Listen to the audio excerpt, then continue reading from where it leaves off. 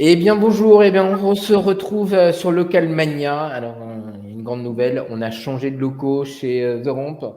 Donc on est dans notre nouvelle salle dans laquelle je ferai mes prochains webinars. Donc voilà. Et je suis très content de recevoir Cédric Gauthier, qui est le fondateur d'une newsletter qui s'appelle je suis commerçant.fr. Il va tout nous raconter qu'il a un parcours de ouf. Et avant de démarrer, je voulais remercier Jean-Baptiste Duquesne, l'ex-fondateur, enfin le fondateur de 750 grammes, qui nous a mis en relation et qui m'a dit mais Romain, il faut absolument que tu vois Cédric, vous allez, ça va matcher et vous allez faire plein de choses ensemble.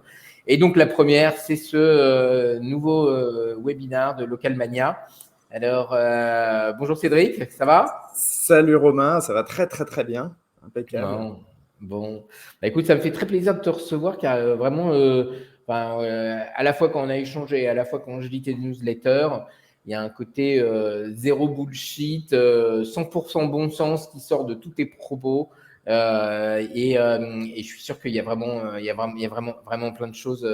On va apprendre plein de choses sur ce petit commerce de proximité et comment, alors non pas digitaliser, mais trouver un peu des trucs et astuces simple pour booster les ventes et générer de nouveaux clients. Alors, pour ceux qui ne me connaissent pas, moi, je suis Romain Achard, je suis cofondateur de The Ramp. The Ramp, c'est une plateforme à destination des enseignes à réseau qui les aide à gérer leur publicité locale, zone de chalandise par zone de chalandise, point de vente par point de vente, sur l'ensemble des leviers digitaux, donc que ce soit du display, de l'application mobile, du Facebook et du Google et du Waze, plein de choses. Et puis ça ne s'arrête pas. Voilà. Donc on va se donner une petite environ à peu près 30 minutes pour faire un petit tour des questions. Sur le côté, vous avez un petit chat si vous voulez poser des questions. N'hésitez pas, on y répondra à la fin. Et puis, on retrouvera évidemment, pour tous les gens qui sont inscrits, le replay, recevront le replay. Et après, on le redispatchera sur des plateformes type YouTube, et en podcast sur Google Podcast et puis Spotify et Apple Podcast. Voilà, alors peut-être que j'ai beaucoup parlé et je sais que tu vas beaucoup parler aussi. Donc pour ceux qui ne connaissent pas, raconte-nous peut-être un peu ton parcours qui est assez incroyable. Alors je te vois déjà, tu es déjà en tenue.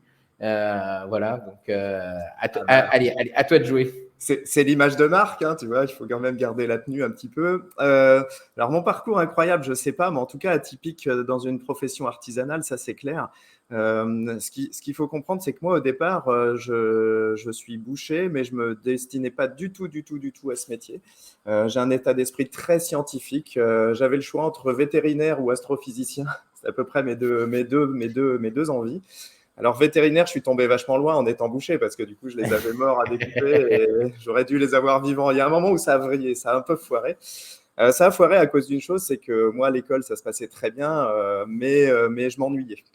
Alors, je m'ennuyais pour plein de raisons, mais voilà, c'est quelque chose qui n'était pas très motivant. Et mes parents étaient bouchers. Mon père, il avait 14 boucheries à l'époque, donc dans Reims, Reims et sa région. Et pour avoir de l'argent de poche, il fallait travailler. Et je me suis retrouvé à partir de 11, 12, 13 ans dans les labos à fabriquer des saucisses et tout. Et contrairement à l'école, il y avait quelque chose de sympa dans les labos, c'est qu'on se marrait bien. Et on faisait un travail dynamique, fort, pulsé et tout. Et en fait, c'était super agréable. Donc voilà pourquoi à 16 ans, plutôt que de partir vers un cursus scolaire plus classique et pour moi plus ennuyeux, finalement, je me suis dit, et la boucherie, pourquoi pas. Et à vrai dire, les 2 premières années, c'est compliqué. C'est un CAP, on bosse beaucoup, on bosse comme des ânes et c'est pas très motivant intellectuellement à ce moment-là pour moi parce que j'apprends beaucoup de choses, des concepts, tout ça, du commerce et tout, mais je pige pas encore à ce moment-là l'intérêt intellectuel qu'on peut amener en fait dans un métier artisanal. Je fais un BP et là, le BP, je le fais à l'école des métiers de la viande à Paris. Donc, j'étais toujours à Reims, mais je faisais le voyage. Et là, je rencontre un de mes mentors dans ce métier qui s'appelle Xavier Cavaignac, qui est meilleur ouvrier de France maintenant. Et ce mec, c'est un technicien du métier, mais à très haute dose, où il va nous expliquer qu'une petite coupe peut se biaiser pour avoir tout un tas d'avantages. Et c'est un taré de ce métier. D'un seul coup, il me raccroche parce que tiens, voilà de la biologie. Ah, esprit scientifique, je suis vachement content, j'ai des trucs qui me font palpiter un petit peu. Et tiens, du commerce. avec tout ça. Et là, ça devient intéressant le commerce parce que c'est du marketing le commerce. On doit séduire un client, on doit lui expliquer qu'il a un problème et qu'on a une belle solution. Enfin voilà, et tout ça devient assez sympa.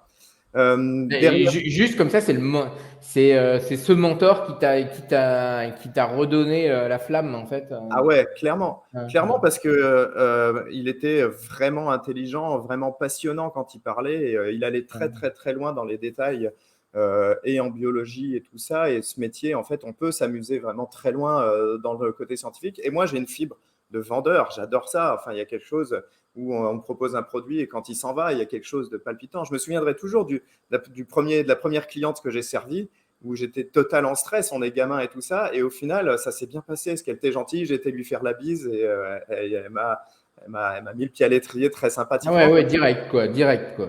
Ouais, bah oui, c'est sympa le commerce de proximité pour ça. On peut faire la bise aux clientes. Alors maintenant, avec Covid, on tape les coudes, mais c'est autre chose. Bref, et sur ce passage-là, après le BP, je pars en Haute-Savoie et je travaille très vite à Genève. Et je travaille dans une très belle boucherie, très luxueuse. Alors moi, au départ, quand j'étais chez mon père, on faisait de la boucherie où on avait énormément de débit. Et là, je tombe dans une boucherie et je voulais essayer ça, une boucherie très luxueuse. Et je tombe sur une deuxième personne importante pour moi qui s'appelle Alain Broniman, un vrai Suisse-allemand avec qui on se retrouve dans une espèce de rigueur absolue. On ne supportait pas qu'une erreur sorte de ce magasin. C'était pour nous la satisfaction du client, c'est un truc mais qui était débile à la Jeff Bezos, quoi. C'est-à-dire c'est vraiment ça le plus important et basta. Et le reste faisait succès. Quelques années passées avec lui, on s'amuse bien, on devient pote. Et j'achète mon premier magasin à 26 ans à Genève, toujours. Avec toutes les difficultés que ça a d'être un petit Français et d'acheter un magasin ailleurs. Et je me dis, j'achète un magasin de quartier très populaire, très mal tenu à mon sens, un peu crado, un peu vieillissant et tout ça. Et je me dis, si j'importe mon savoir-faire très technique, pointu dans ce magasin-là et un peu luxe, je vais cartonner. Donc, je me plante, mais littéralement. En 2 ans, c'est moins 50% de chiffre d'affaires. Les factures commencent à être dures à payer et tout ça. Je bosse comme un con et je comprends pas. J'en veux aux clients. Ils comprennent rien, c'est des cons. Enfin voilà. Et finalement, je revends le magasin très vite parce que j'ai un appel de l'école des métiers de la viande, de mon ancien prof de gestion, Luc, qui me dit bah écoute, on cherche un formateur. Je me souviens que tu étais un bon élève, c'était cool. Et si tu veux nous rejoindre. Et hop, Paris, magasin revendu en 15 jours, très rapide. Et je me retrouve avec celui qui était mon mentor, qui devient mon collègue et ami, Xavier Cavaignac, donc, et un autre petit bonhomme qui s'appelle René, qui était un prof de vente lumineux parce que les pieds dans le terrain, c'est un mec qui a inventé des techniques de vente pour Bacardi à l'époque quand ils sont arrivés en France, etc. Ouais. Il a un parcours fou. Et lui, il nous explique un truc bête, c'est la proposition, on propose ton truc. Et je comprends, en accédant enfin au vrai marketing, aux vraies techniques de vente, toutes les erreurs que j'ai faites à Genève. Parce que si ça ne marche pas, c'était bien de ma faute, hein, c'était moi le boss. Hein. Et d'un seul coup, ça m'allume une lumière marketing. Et alors là, c'est un feu ardent, quoi. C'est-à-dire que donc, voilà où on peut mettre l'intelligence. Dans le marketing, comment on fait venir des clients et pourquoi ce magasin qui ne marchait pas à Genève pour moi avait si bien cartonné pendant 40 ans, c'est justement parce qu'il était très simple, peut-être un peu crado, mais en tout cas, l'image de marque de ce magasin, c'était pas cher et les gens venaient chercher un produit sympa et pas cher. Et moi, j'ai fait un produit sympa, mais luxueux, alors que je n'ai pas changé les prix. Et bref, mon branding était foireux, quoi. Donc voilà. Et donc voilà, ça m'amène finalement une année de formateur là-bas où là j'apprends un métier qui est le mien de cœur, clairement. Je me suis trouvé là-dedans.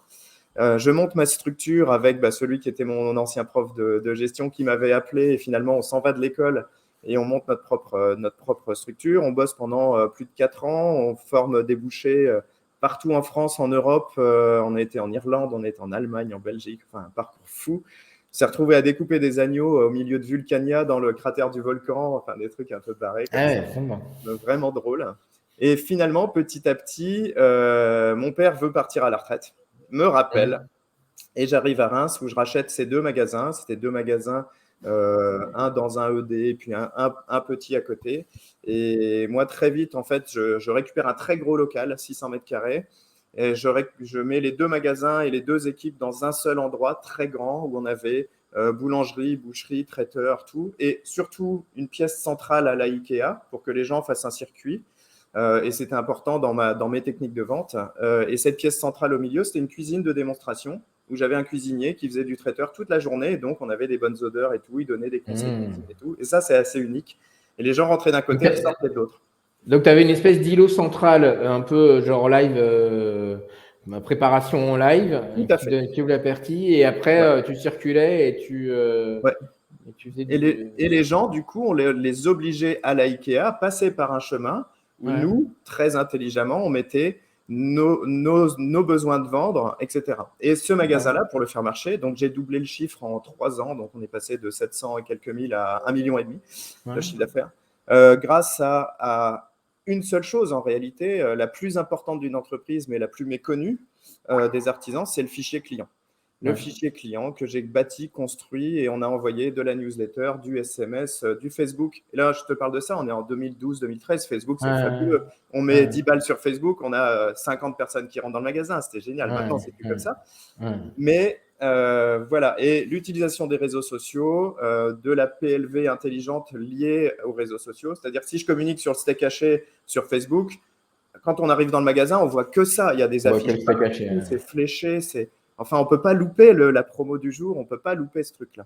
Et donc, voilà. Et à la base de ça, une vraie technique d'achat, alors développée par mon père au départ, qui m'a vraiment transmise, et que moi, je pense avoir amélioré en amenant quelque chose de très humain avec les fournisseurs et en ayant tout un tas de décalages temporels. C'est-à-dire que, en gros, pour t'expliquer, en décembre, les bouchers veulent acheter des dindes et des chapons. Bah, pas moi. J'étais jamais pressé. J'en avais besoin, bien entendu, mais en fait, j'étais jamais pressé au moment où c'était pressant. Et j'étais très pressé au moment où personne ne bossait. Et en fait, avec un décalage de stock très malin, je ne vais pas rentrer dans les détails, mais ça me permettait d'acheter des choses vraiment pas chères, d'hyper qualité, et du coup, derrière, de proposer des promotions débiles qui faisaient vraiment venir les foules. Voilà pour le parcours rapidement. Ok, ok. Donc en fait, c'est marrant, ouais, parce que en fait, tu as attaqué, tu as démarré la partie finalement formation, tu as quand même bien étrié les choses, et après, tu as lancé ta boucherie, d'accord. Okay. Bah, je voulais mettre en application tout ce que j'avais compris, appris et fait appliquer aux autres pendant les formations. Mais moi, l'inclure moi dès le départ, quand j'ai créé ce très grand magasin, j'ai laissé 0 place au hasard. Depuis le code couleur jusque tout l'ensemble du magasin devait faire ultra propre, mais vraiment pas cher, parce que c'était ma base. Pour expliquer aux gens qu'on vend pas cher, on n'a pas besoin de leur dire c'est pas cher. On a juste besoin de les mettre dans un contexte qui fait pas cher. C'est quoi les codes couleurs Alors, c'est très simple. Le pas cher, c'est du propre, c'est du blanc. Et au-dessus de ça, j'avais mis une bande noire pour donner un peu d'élégance et une bande rouge. Et en fait, ces 3 couleurs-là, qui sont très primaires, je les ai redéclinées dans tout, la communication, le Facebook, tout était décliné là-dessus. C'était une vraie marque. Une vraie identité, quoi. Une vraie identité. Et ce fond blanc donnait simplement un côté rassurant sur l'hygiène, qui était évidemment, c'est une évidence, mais voilà, clinique, en fait, un peu. Et surtout, en fait, comme c'est blanc, bah, c'est pas ce qui met en valeur. Le noir met très bien en valeur les choses de manière luxueuse. Tu verras jamais une montre présentée sur autre chose qu'un velours noir. C'est clair. Sauf si tu veux la vendre pas cher. Et là, il faut la mettre en vrac dans un truc blanc. Et voilà. Et c'est des codes marketing comme ça qui existent et qu'on peut utiliser intelligemment, en fait. Ok. Et quand on a un peu préparé le dossier, tu m'avais dit, parce que moi j'ai pas mal de gens d'enseignes à réseau qui nous accompagnent. Tu avais, alors que ce soit, je crois pour Interbev ou pour d'autres, mais tu avais accompagné des enseignes à réseau ou tu avais formé des gens dans des enseignes à réseau pour leur donner un peu des techniques de vente, des astuces, ce genre de choses. C'est bien ça? Absolument, ouais. Donc, il y a plusieurs réseaux, donc ça restait dans la boucherie. Alors, j'ai bossé avec toutes les enseignes d'hypermarchés, en fait, sous couvert d'une formation qui était payée par Interbev. Interbev, c'est l'interprofession qui prend une micro-taxe sur chaque kilo de viande vendue et qui ensuite fait des pubs à la télé pour le bœuf et tout ça, c'est Interbev derrière, voilà, par exemple. Le salon d'agriculture, c'est Interbev derrière, etc., etc. Et en fait, oui, effectivement, je suis rentré grâce à Interbev dans toutes les grandes enseignes et dans tous les groupes de boucheries. Il y a des très gros groupes en France. Le plus gros s'appelle Despinas. Ils ont plein de boucheries dans les grands frais maintenant. Mais ils ont aussi, je crois qu'ils ont 200 points de vente, un truc comme ça. C'est vraiment colossal. Ils ont leurs propres abattoirs. Ils ont, voilà. Et eux, ils ont un marketing d'enfer. C'est des vrais pros, quoi. Et donc, moi, D'accord. Grand Frais, c'était à l'origine, ils ont démarré dans la boucherie? alors non, pas du tout. Grand Frais, au Non. départ, c'est un grossiste en fruits et légumes. Mais Ouais. pour faire les grands frais, il lui fallait des bouchers. Ils font pas la boucherie Grand Frais. Ok. Dans un grand frais, c'est un boucher indépendant, en fait. Ouais, c'est ça. D'accord, ok. Indépendant, une enseigne indépendante, mais qui en a plein. Voilà. Ok. Et comme dans les ED à l'époque, comme voilà, dans tout cela, ils ne savent pas forcément faire ce Hmm. métier-là, c'est compliqué. Hmm. Et donc, ils le font faire. Donc D'accord. voilà. Et donc, eux, moi, je leur ai amené en fait un retour aux bases du marketing et de la vente, de la technique de vente. Des trucs bêtes, on en parlera juste après. J'ai une technique de vente ou deux à donner à ceux qui nous écoutent s'ils veulent essayer, c'est d'enfer. On adore ça, quoi. Et après, le petit insight comme ça. Et en fait, on est revenu à ces bases-là. Et j'ai regardé aussi ce qui se faisait dans l'e-commerce, parce que l'e-commerce n'a rien inventé, mais l'e-commerce, il a un truc génial, c'est qu'il mesure tout. Et ça, c'est un défaut des commerçants en général, même des gros, ils ne mesurent pas grand-chose. Ils ne sont pas capables de nous donner un panier moyen et comment le faire évoluer. Un nombre de clients par jour selon la période du mois et le faire évoluer. Pourquoi faire telle action commerciale à ce moment-là? Parce qu'on en a besoin pour quelque chose. Et ça, se décliner là un peu scientifique au final, personne n'y va. Et donc moi, je leur ai amené ce bon sens-là. Pourquoi tu fais une promo en début de mois? Mais c'est débile, les gens, ils ont des sous, ils vont venir. Une promo, c'est en fin de mois, parce qu'il faut attirer les gens qui n'ont plus trop de sous, il faut les aider à ça. Donc toutes ces choses-là qui sont simplement du bon sens, on a travaillé ça beaucoup. Et le e-commerce, l'avantage, c'est que quand on fait une pub Facebook, par exemple, pour faire venir des gens, et ben derrière, on a un retour chiffré, ça nous a coûté tant, on a un coût par 1000, on a un coût par clic, etc. etc. Et donc, on peut régler les choses.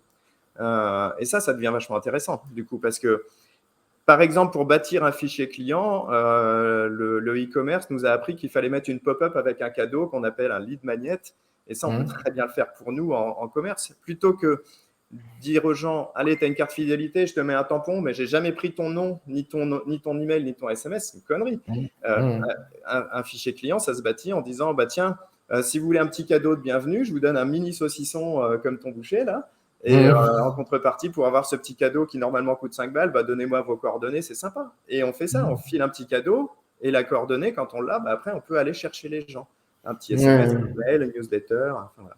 Je me rappelle que quand Jean-Baptiste avait lancé la table, donc les restaurants 750 grammes, il y avait cette idée de repartir avec la recette du restaurant. En gros, ça te donne envie derrière de le cuisiner, quoi, en fait. Et quand tu cuisines, tu apprécies aussi d'aller au restaurant. Enfin, c'est assez étonnant. C'est des choses avec lesquelles on a essayé de travailler avec Damien, et Damien, donc Duquesne, le frère de Jean-Baptiste, 750 grammes la table. Et c'est des choses qu'il doit mettre en place. Pour l'instant, lui, ses problèmes sont ailleurs. Mais effectivement, aller chercher les clients dans leur poche, leur rappeler et votre recette, vous avez réussi, vous l'avez faite, sinon vous venez goûter celle-ci, on vous la rendra à la fin, etc. C'est juste violent, en fait, comme réussite, ça. Ça marche très bien, bien sûr.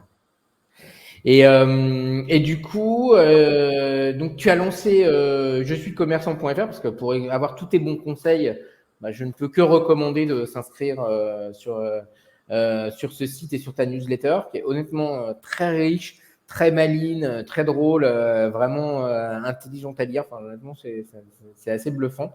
Donc, je le conseille à tout le monde, et c'est pas parce que vous avez une enseigne, une franchise, ce genre de choses. Il y a plein d'astuces. C'est pas que des histoires de boucher. C'est vraiment l'histoire d'être malin et de bon sens. Et donc, tu peux peut-être nous raconter un peu, je suis commerçant, combien il y a de gens, quand est-ce que tu as lancé ça? Une belle initiative. Alors, je suis commerçant, en fait, c'est une idée qui s'impose parce qu'il y a un an, je revends mon magasin, très bien, je me mets un peu à l'abri et je me dis, tiens, je vais me faire une année sabbatique. Mais j'y arrive pas. En fait, j'y arrive pas parce que j'aime trop faire des choses et tout. Et je me dis, tiens, je vais revenir vers de la formation, mais proposer un format en ligne. Sauf que pour former les gens en ligne, il faut passer par ce qui s'appelle un processus universel de vente, c'est-à-dire il faut se faire connaître, il faut expliquer sa promesse, il faut faire beaucoup de pédagogie et ensuite on peut proposer une offre. C'est-à-dire, ça ne se fait pas comme ça. Tiens, regarde, je suis le meilleur, je suis joli, je te propose une formation marketing en ligne pour toi, commerçant de proximité. Et les mecs vont me dire, mais je n'ai pas besoin de toi. Donc, en fait, le blog, je suis commerçant.fr, c'est ça. C'est la pédagogie, le fait de se faire connaître en tant qu'expert, chaque article est une solution à un problème de commerçant. Il y a 81 articles, je crois, aujourd'hui, qui sont très fournis en général.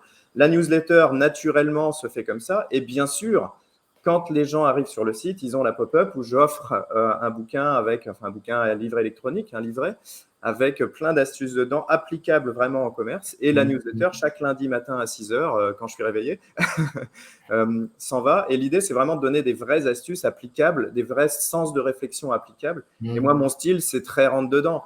Je suis commerçant avant tout. Quand je rentre dans un commerce, mais quel qu'il soit grand ou petit, j'ai des yeux laser. Je vois tout de suite ce qui est génial et ce qui ne marche pas. Dans un restaurant, j'en suis insupportable. Il ne faut jamais bouffer avec moi au resto parce que je vois les problèmes des serveurs de cuisine, mais dans l'instant, quoi. Et ça se renifle et c'est un truc comme ça. Et ce gros pif-là qu'on prend avec toute cette expérience, ben c'est ça, je suis commerçant, c'est de donner vraiment des bouts. Et chaque article, j'applique la formule de faire goûter le saucisson. Quand tu goûtes le saucisson d'un article, c'est une petite tranche, et que tu l'appliques et que ça marche, tu as quand même envie d'en savoir plus. Et là, derrière, on arrive avec une offre de formation qui est en train de se construire maintenant. Ça fait il a un an, je suis commerçant. Et, je suis commerçant, c'est plus de 4000 visiteurs par mois maintenant, donc ça marche très bien. Que des commerçants, par contre, de tout ordre. Parce que ce qui est rigolo, c'est que ça va du boucher de quartier au responsable boucherie de très grandes enseignes, par exemple. Mais j'ai des coiffeurs, j'ai des restaurateurs, j'ai des boulangers, des gros boulangers, des petits. Et en fait, ce melting pot-là fait qu'effectivement, on se reconnaît tous dans le bon sens commerçant. Et moi, j'essaye de pousser le bon sens jusqu'à une réflexion vraiment qui remet vraiment les habitudes en place. Parce qu'on est tous faits d'habitudes en pensant que c'est comme ça qu'il faut faire parce que c'est comme ça. Et moi, je pose qu'une question tout le temps, c'est pourquoi ? Pourquoi tu fais comme ça ? Bah, parce qu'on m'a dit de faire comme ça. Mauvaise réponse. On va réfléchir. C'est peut-être une bonne façon de faire, mais on peut peut-être réfléchir à faire mieux ou pas. On verra. C'est marrant parce qu'à t'écouter parler, on ressort à peu près. Alors moi, je suis pas du tout dans le même business, je suis plutôt dans le business du SaaS. Enfin voilà, et j'ai pas mal regardé, j'ai pas mal étudié ça, du gros hacking et tout ça. Et c'est vrai que c'est exactement les mêmes. En fait, c'est les mêmes ressorts, c'est-à-dire en effet. Tester. La magie du digital, c'est que ça permet en effet d'avoir des résultats et d'essayer en effet de basculer, de se poser la question du pourquoi, quoi. Et souvent, on se pose pas, mais bon. Voilà. En fait, il y a une formulation comme ça que j'ai piquée à Bertrand Millet, qui est un marketeur génial pour moi, que j'adore. Et on se connaît, en plus, on s'est vu en République dominicaine au mois de juin pendant une semaine, donc c'était cool. Et je me forme pas mal avec lui aussi. Et Bertrand Millet, il a une agence de marketing qui s'appelle Marketing Mentaliste. Bon, voilà, bref. Et il a un concept qu'il appelle la réussite inexorable. C'est fabuleux déjà, c'est tellement positif. Et la réussite inexorable, c'est ça, c'est t'as une intuition. Un scientifique, c'est ça, il a une intuition, il a une idée, il la teste. Et si ça ne marche pas, bah, ça ne veut pas dire qu'il a tort ou raison, ça veut dire qu'il a enfin récolté de la donnée. Donc, cette voie-là ne marche pas. Eh ben, on va prendre un autre chemin, puis un autre chemin. Et puis, quand un chemin fonctionne, et le marketing analytique nous permet ça, quand un chemin fonctionne, il suffit ensuite de tracer la route et de continuer, et puis de grossir. Et ensuite, on va parler de gros hacking, de scaling, etc. Et là, on va vraiment monter les marches, la pyramide du marketing, quoi. Et la réussite inexorable, c'est un truc en commerce de proximité qui est une évidence. Tu essayes un nouveau produit, t'en parles, tu fais l'apologie et tout ça, il ne marche pas. Bon, pourquoi il ne marche pas ? On se pose cette question pourquoi, on pose la question au client pourquoi pas. Et puis ensuite, on le déplace dans le temps, dans le magasin, dans notre communication. Et une fois qu'on a tout essayé, s'il ne marche pas, c'est qu'en fait, il n'y a pas de besoin, on l'abandonne, on en trouvera un autre. Mais tout ça nous amène des produits vedettes, en fait, très créatifs, très malins. Si on a cet état d'esprit, c'est juste tout le temps qu'on est dans la création et dans la validation de nos créations. Ouais, et puis il y a un truc qui est assez fort, je trouve. Enfin, c'est pour ça que moi j'aime bien aussi, j'aime bien ce que je fais en ce moment parce qu'en finalement on est faire de la promotion de sites e-commerce, c'est sympa, mais faire de la promotion de points de vente réels, physiques, avec des vrais gens, avec des vrais vendeurs, je trouve ça génial. Oui. C'est qu'en fait, quand on teste, on peut demander aux personnes, quoi. Je trouve souvent, en e-commerce, finalement, on va essayer de déduire, on va essayer de faire des modèles prédictifs, mais il faut de la data, il faut du monde, enfin bon, voilà. Et puis des fois, les gens, ils le disent pas, en fait. Hein. Donc, et là, en fait, quand on les a sous la main, pourquoi une offre a marché, est-ce qu'ils ont été contents. Enfin voilà, c'est vrai que c'est un truc qui est Absolument. c'est ce NPF des fois NPS des fois qu'on qu'on nous impose à chaque achat, bon, qui est une manière de quantifier la satisfaction. Bah là, elle peut être réelle et en vrai quoi. Ouais, et puis au-delà de ça, c'est très pragmatique. Un produit se vend Mm. pas, donc tant Mm. pis, les gens en veulent pas. Point. Mm. C'est Mm. tout. Tu Mm. vois, t'as même pas Mm. besoin de leur poser la question. Ils te la donnent, la réponse. C'est comme Mm. tu sais, les questionnaires en ligne et tout ça. Personne ne répond jamais à un questionnaire En dans vrai, la ouais, c'est réalité. vrai. Ça n'existe pas.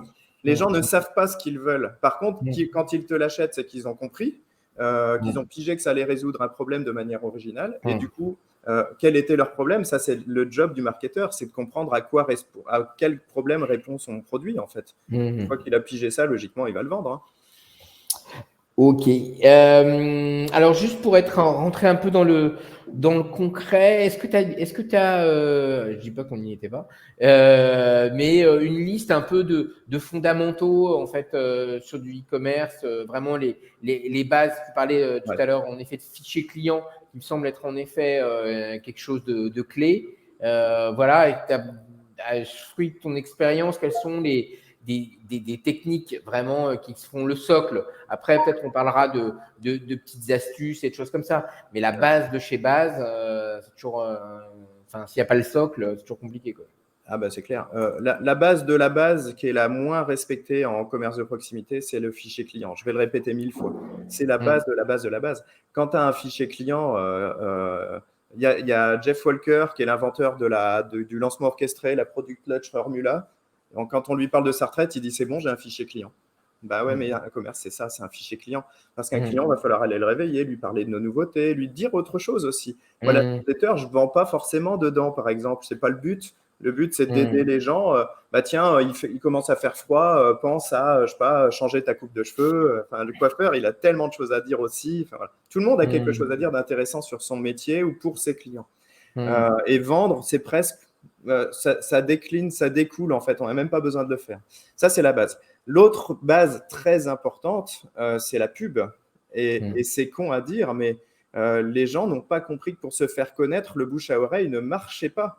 Ça marche, mais c'est long, c'est chiant, et ça marche très très bien dans l'autre sens, c'est-à-dire quand on a une activité d'entrepreneur commercial, commerçante, peu importe qu'elle soit e-commerce ou vrai commerce, on fait des déçus. Forcément, il y a des gens qui ne sont pas super contents de nous et ça arrive tout le temps.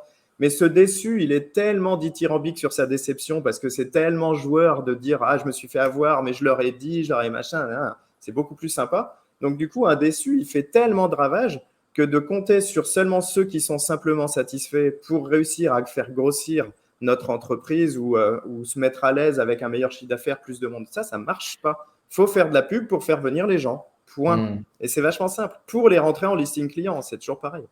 Ensuite, le super essentiel, c'est d'entretenir ce fichier client. Donc, le site internet, la newsletter, le SMS, tout ça. Et en fait, de tisser un lien. Et les gens n'ont pas pigé souvent, et pourtant en commerce de proximité, tous ceux qui ne sont pas commerçants de proximité ou artisans savent que s'ils vont chez leur boulanger, c'est qu'en fait, il est sympa. Tu me l'as dit tout à l'heure, tu vas chez ton boucher, il y a un truc de dingue, c'est les mini saucissons, ils nous en filent une fois, j'en achète à chaque fois et tout. Bah ouais, il est sympa le mec. Et en fait, quelqu'un de sympa, c'est quelqu'un qui entretient un lien aussi. Toi, ton meilleur pote, tu l'as une fois par semaine au téléphone. Ben, pourquoi pas ton commerçant, s'il veut tisser un lien avec toi, c'est vachement important.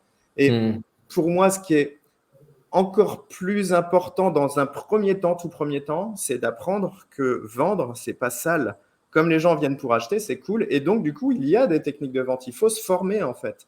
Des techniques de vente, je vais en donner une qui est ma préférée parce qu'elle marche à pleurer. C'est la technique de vente. Apple, ils ont une seule technique de vente dans leur magasin. Ils n'en ont qu'une. Tu te mets le produit dans la main. Et d'un seul coup, l'iPhone devient ton nanin. Et tu n'as pas envie de quitter ton nanin, tu vois, c'est normal, c'est humain. Et en fait, ils font que ça, essaye. Ils n'ont pas de vendeur, ils ont des conseillers, ça vous plaît, je peux vous aider sur une fonction, machin. Et le mec, il s'achète tout seul son produit. Il se justifie à lui tout seul pourquoi il a un nanin dans la main et que putain, il en a envie, il ne sait pas pourquoi. Mais il va se l'acheter son téléphone à 1000 balles. Et c'est juste une question de temps. Et ça, nous, en commerce de proximité, c'est génial parce que T'imagines un coiffeur qui t'accueille, t'as pris rendez-vous et t'es une belle blonde avec des longs cheveux. Et lui, il a préparé son poste de travail avec un produit pour délissant ou lissant pour les cheveux blonds, le peigne qui va bien, la brosse, le machin. Et puis pendant qu'il est en train de coiffer la nénette, elle a ça devant son truc. Et puis lui, s'il n'est pas con, ce coiffeur, il va dire, ah bah tiens, vous qui avez des beaux cheveux, nanani, tiens, regardez ce produit, il lui met dans la main. Il n'a rien d'autre à faire. La vente est faite. Dans 80% des cas, un produit dans la main fonctionne. C'est un truc de dingue. Et moi, je le faisais faire à mes bouchers. Tu achètes une côte de bœuf, tu as la bouteille de vin qui tombe dans la main du client, on lui file comme ça. Et quand en plus on te tend quelque chose, tu as envie de le prendre. C'est tellement humain. Ouais, c'est logique. Et celui qui ose reposer la bouteille, pour lui, c'est une difficulté. Il a une boule au ventre de reposer le truc parce que lui, ça le fait chier. Il avait un truc bien et j'ai pas les sous, je le repose. Puis nous, c'est pas grave, tu le reposes, redonnes, tranquille. De toute façon, dans 80% des cas, on fait la vente. Et ça, c'est 20% de chiffre d'affaires à marge, à tous les coups, augmenter 100 clients de plus. On ne peut pas se passer de la vente additionnelle, c'est pas possible. Ouais. Ça, c'est c'est malin. Alors oui, quand j'ai préparé le dossier, après je commençais à m'inscrire à tes newsletters. Il y avait un truc que j'ai trouvé assez marrant, c'est sur les vitrines et les étals, qui en effet est assez,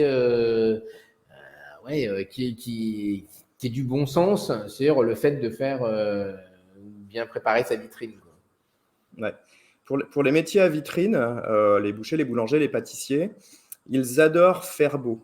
Et ils adorent ça. Quand c'est bien aligné, bien droit, bien net, ils adorent faire beau. Moi, j'ai ma meilleure amie qui bossait avec moi, qui était la chef de mes équipes, là. Elle, c'était une rectiligne. Quand elle me mettait tous les pots qu'on peut avoir sur le dessus d'un rayon, les petits pots, les machins, elle me faisait des trucs rectilignes. Elle disait, ah, regarde, c'est beau, c'est bien rangé, c'est net. Ouais, mais c'est mort. Hein. Le rectiligne, c'est un électrocardiogramme plat. Ça ne marche pas. Donc, j'ai fait la semaine dernière le tour des très bons pâtissiers parisiens, chez Michalak, chez Grolet, chez tous ces grands pâtissiers-là, chez Hermé, etc. Et ils ont tous ce défaut, étrangement. Alors, ils vendent beaucoup, ils n'ont pas besoin de faire mieux, tout va bien, ils ont une belle réputation, la renommée est là. Mais ils ont tous ce défaut, c'est qu'ils nous présentent les gâteaux rectilignes. Tac, tac, tac, tac. Ouais, mais ils ont quoi à vendre? Tout. Mais ça n'existe pas dans un produit frais. On a forcément des priorités. Un fleuriste, il a une fleur qui est là depuis 3 jours, il faut qu'elle dégage. Si elle n'est pas mise en lumière plus que les autres, comment le client il comprend? Et donc, moi, ce que je propose, c'est que, en fait, on aménage nos rayons chaque jour. Et nous, on faisait des changements matin et après-midi avec des endroits où c'est très aligné. D'un seul coup, tiens, un plat rond et surélevé et éclairé et avec une étiquette différente. Et en fait, d'un seul coup, les rayons sont vivants. C'est toc, il se passe un truc. Toc, il se passe un truc. Et les clients, on le voit, ça marche très, très bien. C'est-à-dire qu'ils se baladent, ils n'ont rien à regarder parce que c'est compliqué, une offre, quelle qu'elle soit, chez un poissonnier, chez un boulanger, chez un machin. C'est compliqué, il y a plein de choses. Et d'un seul coup, hey, produit du jour. Ah putain, il m'a fait du bien, il m'a aidé à acheter. Il m'a aidé à soulager mon problème. Et ça marche très, très bien parce que si en plus on est congruent, c'est-à-dire que notre pub Facebook va dans ce sens, notre newsletter va dans ce sens, notre SMS va dans ce sens, machin. Comment on fait quand on est client pour ne pas acheter le produit alors que nous, on ne l'a même pas dit en fait, on l'a juste mis en valeur plein de fois. Le mentalisme fonctionne comme ça. J'ai une base magicien comme ça. Et si tu veux si tu t'as fait attraper par un mentaliste dans la rue qui te dit « Donnez-moi une chanson très vite », pouf, et d'un seul coup, il te sort un papier, il te dit bah, « Je l'avais prédit ». En fait, il t'a suivi pendant 1 heure et il y a une sonnerie de portable avec cette chanson. Dans un magasin, on l'a mise, etc. Et toi, tu t'es pas rendu compte, tu l'as entendu. Mais d'un seul coup, c'est celle qui est venue. Et le commerce, c'est vraiment ça. On t'a mis un petit bout là, un petit bout là, un petit bout là, et d'un seul coup, ça devient évident, c'est ce produit-là qu'il te faut. Non, mais c'est. Faire beau est une erreur. Faire beau, c'est une conséquence d'un travail. C'est la cerise sur le gâteau. Mais ce qui est important, c'est le gâteau, c'est pas la cerise. Si en plus on fait beau, super, mais tous les commerces n'ont pas besoin d'être beaux. Ils ont par contre tous besoin de vendre des priorités. Que ce soit un marchand de fringues ou un boucher, on a des priorités de vente, c'est obligatoire. Très clair. Et t'en as d'autres des petits hacks comme ça? Alors, ce ne sont pas des hacks. Alors, si je reste sur le rayon, en fait, j'ai une analogie là-dessus, c'est que le rayon, c'est le scénario. Le magasin, c'est le scénario d'un film. Et on a un héros, un second rôle, un troisième rôle, qui sont des produits vedettes, bien sûr. Ça veut dire ce que ça veut dire. Hein. On les met sous les projecteurs, ça veut encore dire ce que ça veut dire. Et donc, qu'est-ce que je fais faire à mon héros? Qui est mon héros aujourd'hui? Où je le mets? Devant quelle caméra? Devant quel machin? Et en fait, ça, quand on analyse son rayon le matin comme ça ou son magasin comme ça, on se dit, bon, j'ai besoin de vendre ça. Donc, mon héros, c'est le besoin. Et donc, comment je le mets en lumière pour que mes spectateurs comprennent tout de suite que c'est lui le héros, que c'est lui le Schwarzenegger du film, tu vois, et que globalement, ils n'ont pas envie qu'il meure tout de suite. Il faut qu'ils le prennent chez eux pour que, tu vois, pour qu'il ait ses aventures. Et en fait, cette analogie-là marche toujours très, très bien. Dans les commerçants, ils me disent, putain, j'avais jamais vu comme ça. Bah ouais, t'avais jamais vu comme ça, mais parce que on t'a pas appris non plus. Voilà. Et donc, en hack, c'est comment on attire l'attention finalement. Ça reste la base marketing de trucs. Alors, si tu veux un hack très précis, allez, je vais t'en donner. Je vais t'en donner des exemples que je mets en place tout le temps, que j'ai mis en place des dizaines de fois, qui marchent très bien. Il y a le hack en rayon, en magasin, c'est l'affiche à l'envers. Tu écris une affiche, une PLV, et tu la fous à l'envers. Et tu as tous les gens qui arrivent, font toc. Dis donc, vous avez mis l'affiche à l'envers, vous avez vu? Ouais, j'ai vu. Vous avez vu ce qui est écrit dessus? Ouais, vous avez une promo sur. Voilà. C'est tout. C'est tout con. Tu vois, tu changes un code, tout bêtement. Ah, c'est marrant. L'affiche plastifiée est collée par terre. Et ça, les gens, ils arrivent, ils marchent dessus, ils regardent, ils lisent, et puis ils essaient de la ramasser, mais elle est collée. Donc voilà. Ah, votre affiche, elle est par terre. Ouais, vous avez vu ce qu'il y avait dessus? Ok, tout va bien. C'est tout con. Donc voilà. Et après, on peut décaler aussi les codes. Moi, j'ai fait beaucoup ça parce que je suis très, très joueur. J'avais fait à l'époque une chipolata à base de gingembre et tout ça qu'on avait appelé la chipephoria. Donc voilà. Et toute la communication autour de ça, c'était un peu sexuel, mais très, très, sensuel en tout cas, sur tous les couples possibles. Donc hétéro, gay, homo, gay, lesbien, vieux, jeune, mixte. Et toute la communication sur les étiquettes de la chipophoria, il n'y avait pas une chipo, il n'y avait pas son nom, il y avait un couple, un mec bodybuildé avec une toute petite, etc., etc. Et les gens, ils tombaient dessus. Et alors, ce qui est génial dans ce genre de communication, c'est qu'il y en a qui crient au scandale et il y en a qui trouvent ça génial. Mais c'est pas assez. Ça laisse pas. Alors, t'as pas de haters, quoi. T'as plein de haters, mais c'est génial. De toute façon, c'est pas tes clients. Tout va bien. Et c'est tout bête. C'est tout bête. Très malin. Donc, si vous avez des questions, n'hésitez pas via le chat, vous pouvez les poser et profitons que qu'on ait Cédric sous la main pour qu'il y réponde. J'avais deux petites questions. Une première, c'est souvent, parce que j'imagine que tu leur donnes des bons conseils. Quand on t'écoute, on se dit mais ouais, c'est vrai, je suis passé à côté, mais c'est vrai, c'est ça ce que je devrais faire. Comment tu les aides à organiser leur temps pour en effet faire du digital? C'est-à-dire, c'est bien beau des fois de faire de la pub, mais moi c'est vrai que souvent on se retrouve nous avec des points de vente qui disent ouais mais moi je peux pas tout faire quoi. À un moment donné, j'ai pas le temps quoi. Et alors que des fois, si tu es bien organisé, c'est pas si compliqué quoi. En fait. Mais donc du coup, toi, comment tu les aides ou tu leur fais réfléchir ou tu leur dis faites ça comme ça pour démarrer et pour qu'ils prennent le goût parce qu'après c'est souvent une histoire de une fois qu'on a commencé à le faire, on a une petite routine et puis après on a envie de continuer, de s'améliorer, on se prend au jeu quoi. Mais au début, ça fait des fois un peu peur quoi. Alors, le temps, c'est l'excuse facile et réelle. Moi, je le fais toujours quand j'arrive chez quelqu'un et d'ailleurs, il faut que j'inclue ça dans toutes mes formations en ligne au début. Je fais un exercice qui m'avait été présenté par Fabien Olicard, qui est mentaliste, qui fait des spectacles partout. Ouais, je vois, très bien. Et il est cool, Fabien Olicard. Et en fait, lui, quand il a commencé l'entrepreneuriat, il a eu l'occasion de faire un stage chez YouTube en Angleterre. Et c'est eux qui ont inventé ça.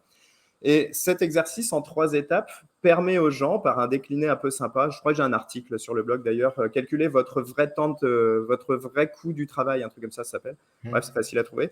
Et en fait, en trois exercices, les gens se rendent compte d'un truc, c'est combien il se coûte, combien il coûte, et surtout combien il devrait se rapporter. Et en fait, à la fin de l'exercice, si le mec il dit moi, je coûte par exemple 25 € de l'heure à l'entreprise, tout ce qui ne rapporte pas les 25 € de l'heure, je ne dois pas le faire. Tout ce qui rapporte plus que 25 €, c'est mon boulot. En réalité, quand on fait ce truc-là, moi, je l'avais fait pour moi-même à l'époque dans mon magasin. Moi, tout ce qui était sous les 100 € de l'heure, il ne fallait pas que je le fasse. Ce n'était pas moi à le faire. Ça oblige à déléguer parce qu'en fait, tout ce qui pouvait rapporter plus, c'est-à-dire la communication, ça rapporte plus que 100 € de l'heure à celui qui le fait bien. Le marketing en général, la réflexion, le boulot d'un chef d'entreprise, c'est d'arrêter à un certain moment d'être dans le compagnonnage. Le compagnonnage, c'est celui qui fait pour celui qui dirige, et souvent il fait les deux. Il est celui qui dirige et celui qui fait le compagnon. Mais non, c'est la maîtrise, le chef d'entreprise. Lui, c'est la tête pensante. S'il ne fait pas son boulot de tête pensante, s'il est que les mains dans le cambouis, il ne peut pas se rendre compte, lever sa tête du guidon. Et en fait, moi, cet exercice me permet de leur montrer qu'en fait, des fois, ils se payent 6 € de l'heure. J'ai eu le cas il n'y a pas longtemps d'un boucher qui est un mec fascinant, touchant, intelligent, mais perdu dans son travail et dans le temps perdu tout le temps. Et donc, je lui ai dit, ton premier job, c'est t'embauches quelqu'un pour faire ce putain de travail de labo, parce que c'est pas ton taf. Aujourd'hui, ton taf, c'est d'être à la vente, parce que ça va te rapporter du pognon, et d'être à la communication. Et en fait, il est passé de 80-90 heures par semaine à 45. Mais pour lui, ça lui a changé la vie. Et d'un seul coup, il m'a dit, j'ai du temps. Et moi, je lui dis, non, tant que tu fais encore 45 heures dans ton bouclard, tu n'as pas assez de temps.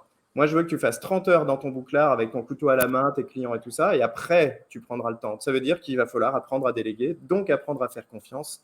Et en fait, c'est vrai, c'est le frein principal, c'est comment on délègue. On délègue en faisant confiance. Et puis, est-ce que c'est parfait? Non. Mais plus tu formes bien les gens au départ quand ils rentrent chez toi, plus tu les informes et plus ça fonctionne. Moi, j'ai créé un outil sur Notion pour faire l'onboarding justement, où les gens, dans leur entreprise, ils mettent par exemple travail de labo, travail de magasin, technique de vente en 3 colonnes, et à l'intérieur, ils mettent une petite vidéo où la personne qu'ils vont embaucher, une semaine avant, elle reçoit le lien vers le petit site Notion. Il dit, tiens, toi, tu seras au labo, donc regarde, en 4 vidéos, tu as le plan du labo, où on range les choses, machin, pour éviter de perdre du temps. Et en fait, les gens, ça les met bien à l'aise. Et quand ils rentrent dans l'endroit, ils savent où sont les choses, ce qui est vachement bien, on gagne un temps fou.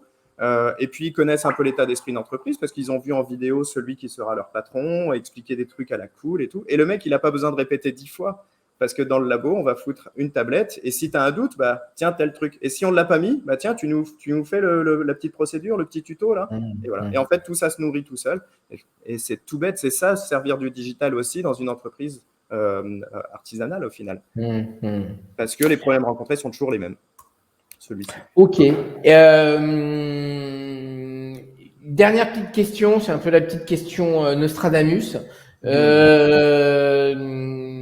Moi, je vois qu'il y a un gros switch en ce moment. Alors, il y a eu le Covid est passé par là, mais l'importance du digital a commencé à être prise en compte, je pense, par beaucoup de commerces. Moi, j'avoue que je suis bluffé de la capacité finalement de commerce de proximité à avoir compris ce que c'était que le click and collect, et à raisonner différemment. Alors, ça s'est passé en 6 mois, les choses ont changé.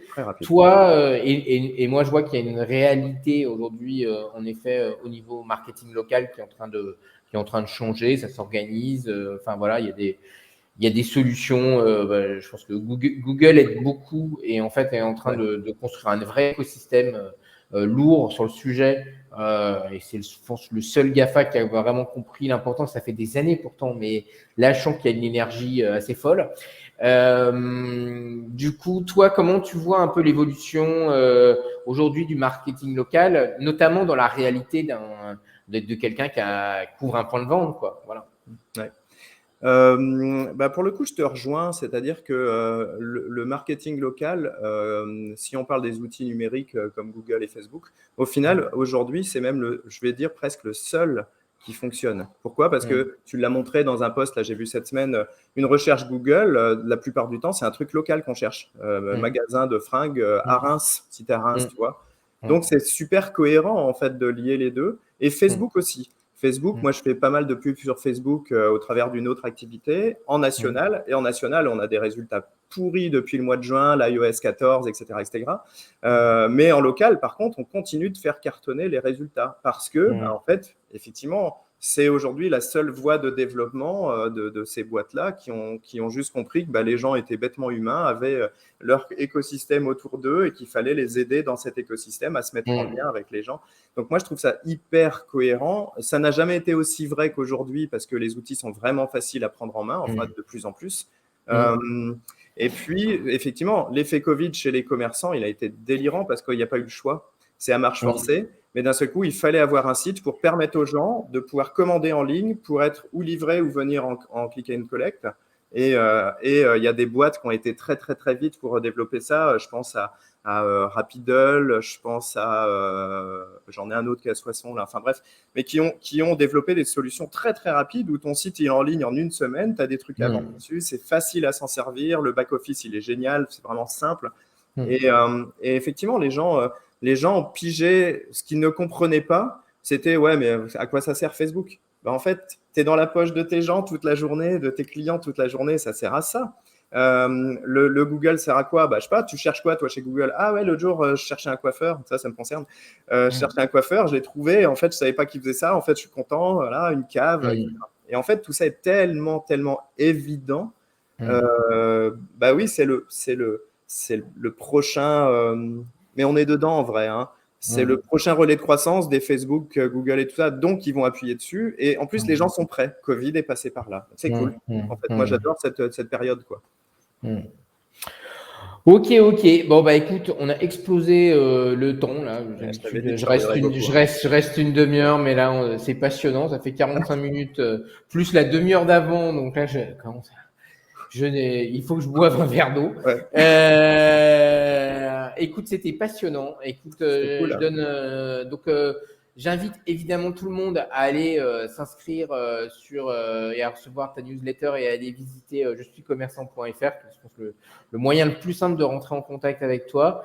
Et honnêtement, je trouve que tous tes conseils, c'est vraiment un truc bien. Et Dieu sait si j'aime pas trop les consultants parce que souvent je trouve que c'est soit c'est des gens qui l'ont pas vraiment appliqué, soit c'est des gens qui donnent des conseils parce que c'est plus simple de donner des conseils. Mais là, on est sur des choses ultra concrètes, vécues, testées. Enfin, je trouve que n'hésitez pas à y aller parce que je pense que voilà et à te poser et à te contacter parce que je pense que tu peux vraiment aider, faire des check-up, des analyses et des choses comme ça. Je pense que c'est vraiment intéressant. Bon, et écoute, merci beaucoup. En tout cas, c'était génial. Et puis, je te souhaite plein de réussite, plein de nouvelles aventures, plein de commerçants à accompagner. Et puis, c'est sûr qu'on se recroisera. Ça marche. Impeccable. Allez, bonne journée à tous et merci à toi, Romain. Salut Cédric. Ciao.